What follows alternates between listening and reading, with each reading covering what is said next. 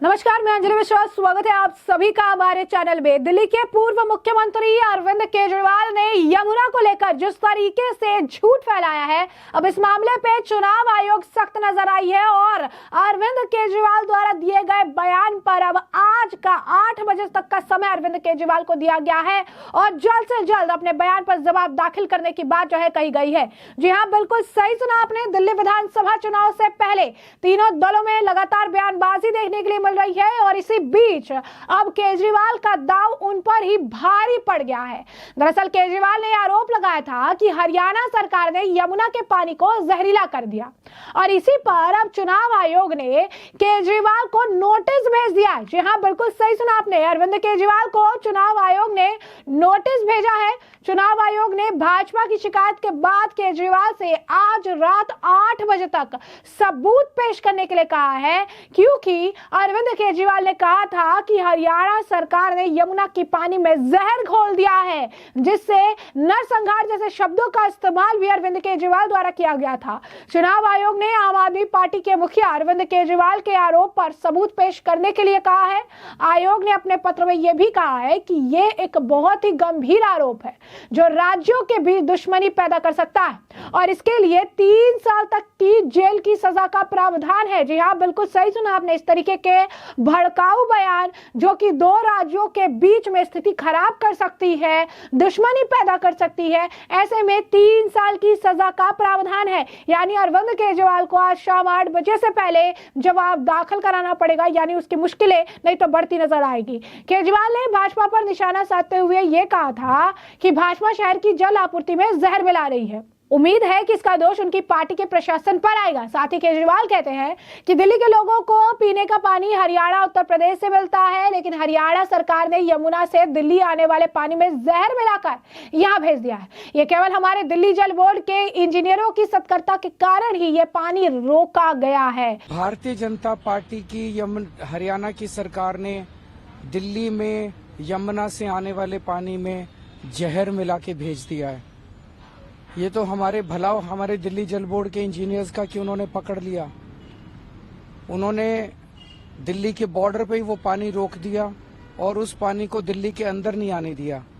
अगर वो पानी दिल्ली के अंदर आ जाता और पीने के पानी में मिल जाता, दिल्ली के अंदर ना जाने कितने लोगों की मौत हो जाती। एक मास जेनोसाइड हो जाता दिल्ली के अंदर अगर ये पानी जो भारतीय जनता पार्टी की हरियाणा सरकार ने दिल्ली में भेजा है, इसके अंदर उन्होंने ऐसा जहर मिला के भेजा है जिसका दिल्ली में जो वाटर ट्रीटमेंट प्लांट्स हैं उसमें भी उसकी सफाई नहीं हो सकती और इसकी वजह से लगभग 1/3 दिल्ली के अंदर पीने के पानी की कमी हो गई है।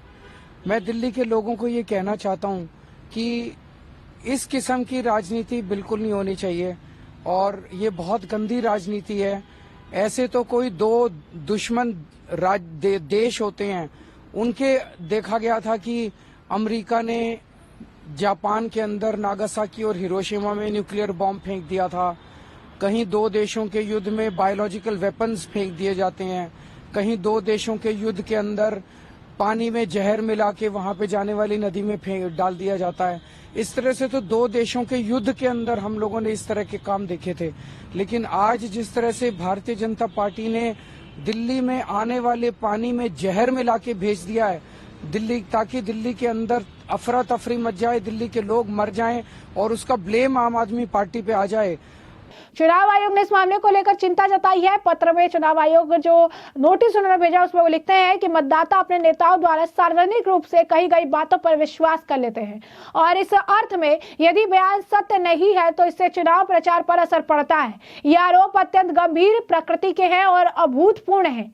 आयोग ने लिखा कि यदि ये सच है तो इससे क्षेत्रीय समूह पड़ोसी राज्यों के निवासियों के बीच दुश्मनी पैदा होने, पानी की वास्तविक या अनुमानित कमी या अनुपलब्धता के कारण कानून व्यवस्था की स्थिति का खतरा पैदा होने जैसे गंभीर परिणाम हो सकते हैं। प्रदूषण नियंत्रण बोर्ड के क्षेत्रीय अधिकारी प्रदीप सिंह की मौजूदगी में दिल्ली की सीमा क्षेत्र में यमुना के पानी के सैंपल लिए गए। सैंपल को जांच के लिए पंचकुला मुख्यालय स्थित प्रयोगशाला में भेज दिया गया। ये सैंपल 16 जनवरी को जो है लिए गए थे। इसकी रिपोर्ट बीते दिन मंगलवार को आई है। इसमें बायोकेमिकल ऑक्सीजन डिमांड यानी BOD का स्तर जो है वो एक मिला है। अब ऐसे में अरविंद केजरीवाल केजरीवाल के बयान को लेकर संदीप दीक्षित ने भी कल जो है चुनाव आयोग को और साथ ही साथ दिल्ली कमिश्नर को जो है बकायदा पत्र लिखा था और केजरीवाल के खिलाफ देशद्रोह के तहत मामला चलाने की बात कही थी। इसके बाद संदीप दीक्षित ये कहते हुए नजर आए थे कि अरविंद केजरीवाल का ये बयान कितना ज्यादा खतरनाक हो सकता है। जरा सुनिए क्या कुछ कहना है कांग्रेस के नेता संदीप दीक्षित का। देखिए, पहली चीज तो ये बहुत गंभीर आरोप था। हमने भी कल कहा था कि या तो इसका सबूत दे आम आदमी पार्टी या फिर उसके ऊपर जो है कानूनी कुछ न कुछ कार्रवाई होनी चाहिए। कल खुद दिल्ली जल बोर्ड के सीईओ का बयान आया कि ऐसा कोई नहीं है, इसमें कोई तथ्य नहीं है और हमारा पूर्व मुख्यमंत्री झूठ बोल रहा है।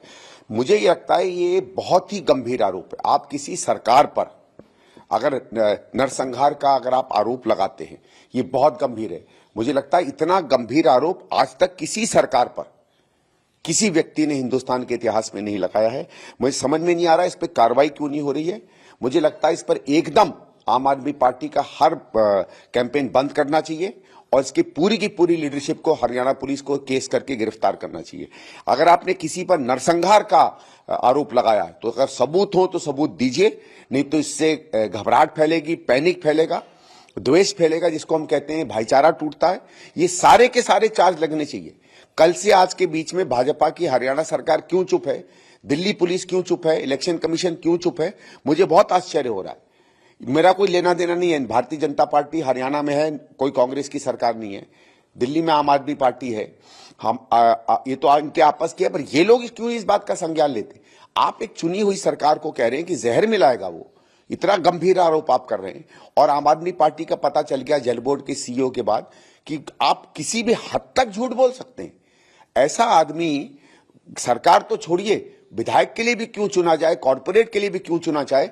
अरविंद केजरीवाल जैसा आदमी भारतीय राजनीति में हस्तक्षेप करे, उसमें क्रियाशील हो, यह भी मुझे लगता है गलत है। इतना घटिया आदमी हिंदुस्तान की राजनीतिक परिप्रेक्ष्य में कहीं होना भी नहीं चाहिए। देखिए, पानी गंदा क्योंकि आपने किया है और कई दिनों से दिल्ली में पानी नहीं मिल रहा है लोगों को, उसके लिए आप इतना बड़ा झूठ बोल दें कि जहर क्योंकि आ रहा था, हम जहर की सफाई कर रहे थे, इस कारण से हम पानी आपको नहीं दे पाए। दिखाइए कोई एक्टिविटी दिखाइए कि आप जहर साफ कर रहे थे। आप वो मापदंड बताइए जिसमें आपने जहर चेक किया हो, कौन सा जहर था, क्या जहर था। आपके खुद जल बोर्ड के सीईओ कह रहे हैं कि ऐसी कोई खबर नहीं है। मतलब आप बिल्कुल सफेद नीरा झूठ बोल देते हैं और फिर भी ये आदमी सड़कों पे घूम रहा है। मैं आपको बताता हूं, कल को कोई आम आदमी अगर अपनी सरकार पर नरसंहार का अगर आरोप लगाएगा तो अगले दिन ही वो जेल में होगा, उसको सड़कों पे घूमने नहीं दिया जाएगा। तभी मैं कह रहा हूं, मुझे आश्चर्य है, ये अराजकता का माहौल है क्या? ये हम किसी जंगल राज में रह रहे हैं क्या? क्यों नहीं हरियाणा सरकार इस पर एक्शन ले रही है? क्यों नहीं दिल्ली पुलिस इस पर एक्शन ले रही है? इलेक्शन कमीशन जो हर छोटी मोटी चीज पर कूद पड़ता था, कहां गई वो आज? मतलब इन संस्थाओं का चुप रहना, मुझे संदेह लग रहा है कि अंदर ही अंदर भारतीय जनता पार्टी और आप आदमी में या तो कोई गठजोड़ है या दोनों संस्थाओं को कोई फर्क नहीं पड़ता है आम आदमियों में क्या जाए क्या नहीं जाए। पब्लिक पैनिक हो, इन लोगों की राजनीति रोटियां जो है वो आगे सीखनी चाहिए। भाई मैंने ये कि कोई रिएक्शन आया कल हरियाणा सरकार से? कोई बात? कल सीईओ जल बोर्ड ने एक पत्र लिखा एलजी साहब को, उसके बाद कुछ न कुछ तो जवाबदेही कुछ तो मांगनी चाहिए। ये क्या मतलब आज चुनाव है नहीं है, इससे कोई लेना देना नहीं है।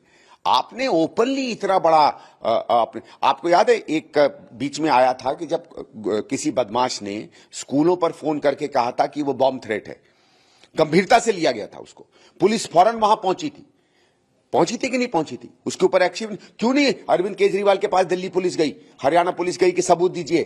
भाई अगर जहर आया है और एक छटाक भी जहर अगर बह के आ जाता है और एक व्यक्ति भी बीमार पड़ जाता है उसके पानी से, हत्या है, ये मर्डर है। क्यों नहीं पुलिस गई उसके पास कि सबूत दीजिए? एक कॉल पर स्कूल पे जो भी बहुत सीरियस क्राइम है, पूरी दिल्ली पुलिस एक्टिव हो जाती है। और एक इतना बड़ा व्यक्ति जो पूर्व मुख्यमंत्री है, नरसंहार की बात करता है, क्यों नहीं गई पुलिस उसके घर? भाई या तो सबूत दीजिए। और जिस तरह या आप मालूम है उस आदमी पर केस चल रहा है क्योंकि उसने झूठा फोन किया है कि नहीं? आप अगर सरकारी किसी भी स्कूल में बॉम्ब थ्रेट का झूठा फोन करेंगे तो आप पर केस चल रहा है, गिरफ्तारी हो रही है, तो इन पर भी तो होनी चाहिए। ये अगर या तो ये बात सही है कि जहर मिलाया गया और अगर झूठ है तो जिस तरीके से उन पर केस चल रहा है, जिन्होंने बॉम्ब थ्रेट झूठा दिया था, इन पर भी केस चलना चाहिए। तो जैसा कि आपने संदीप दीक्षित का बयान सुना, उन्होंने साफ तौर पर बताया कि अरविंद केजरीवाल अपनी राजनीति के लिए इस तरीके के भयंकर बयान दे रहे हैं और इन बयानों पर अगर जनता भरोसा करती है तो इससे काफी ज्यादा परेशानी बढ़ सकती है। अरविंद केजरीवाल अपनी राजनीति के लिए साफ तौर पर जहर जैसे शब्दों का इस्तेमाल कर रहे हैं, नरसंहार जैसे शब्दों का इस्तेमाल कर रही हैं।